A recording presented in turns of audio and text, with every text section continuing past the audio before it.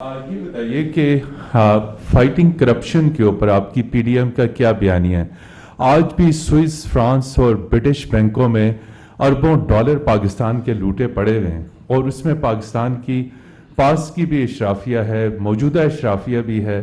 तो कोई ऐसा माजी में इस तरह कई प्रपोजल ज़ेरे गौर आई कि स्विस, ब्रिटिश, फ्रेंच और अमेरिकन बैंकों से अगर ये 5% भी डॉलर्स वापस आ जाएं तो आपको आईएमएफ के पैसे की ज़रूरत नहीं पड़ेगी। दूसरा, आपने फॉरेन ऑफिस के ऊपर बहुत बड़ा कट लगाया है, तो दफ्तर खारजा आपकी डिप्लोमेसी को आगे परसू करता है, आपकी खारजा पॉलिसी के जो टारगेट्स हैं उनको आगे ये परसू करता है। तो उसमें आप ये बताएं, बहुत सारे फॉरेन मिशंस बंद हो रहे हैं और डिप्लोमेटिक स्टाफ को आप कम कर रहे हैं, तो इस सूरत हाल में आपके फॉरेन पॉलिसी ऑब्जेक्टिव्स क्या मुतासर नहीं होंगे? Thank you mister prime. अच्छा, बहुत शुक्रिया। आपका किस चैनल से ताल्लुक है?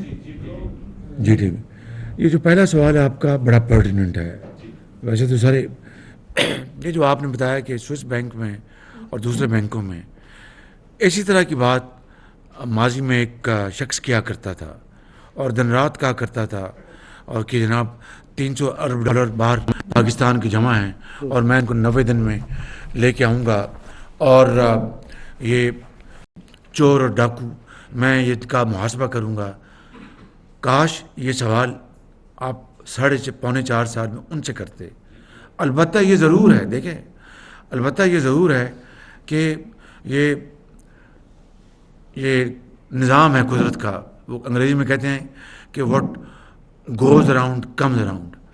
अब वो जो वुडन क्रिकेट क्लब में एक रिफाई इदारे के लिए पैसा जमा किया गया था, वो इन्होंने अपनी जेबों में डाल लिया। देखिए कि जो शख्स ये बातें दिन रात करता था एक नाखुदा बन के कि मैं 300 अरब डॉलर लेके आऊँगा और 90 दिन में लेके आऊँगा, करप्शन ख़त्म कर दूँगा, वो खुद रंगे हाथों पकड़ा गया।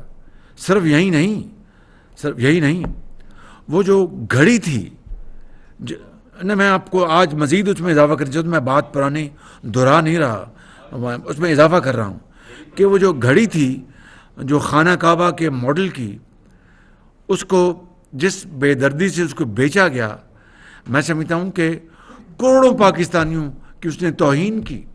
खाली इस हवाले से नहीं कि एक इंतहाई बरादर मुल्क के सरबराह ने वो घड़ी बड़े शौक़ से दी थी, वो उस वज़ीर आज़म को नहीं दी थी, वो पाकिस्तान के 22 करोड़ आवाम की ताज़ीम इज़्ज़त की खातिर दी गई थी। उसका उसके ऊपर कोई हक़ नहीं था। अगर वो खाना काबा का मॉडल ना भी होता तब भी उसका ऊपर कोई हक़ नहीं था कि वो बाज़ार में बेच दे सरेआम और फिर कौम को धोखा दे। खाना काबा के मॉडल के बाद तो हमारा, मैं समझता हूँ कि बतौर एक मुसलमान के एक मिली जज्बे के अलावा एक दीनी भी हमारी सोच है कि भाई ये तो एक मुतबरक दुनिया के मुतबरक तरीन मुकाम की उसके ऊपर उसकी अक्कासी की गई थी, उसको तो बेचना तो तसव्वुर में भी लाया जा सकता।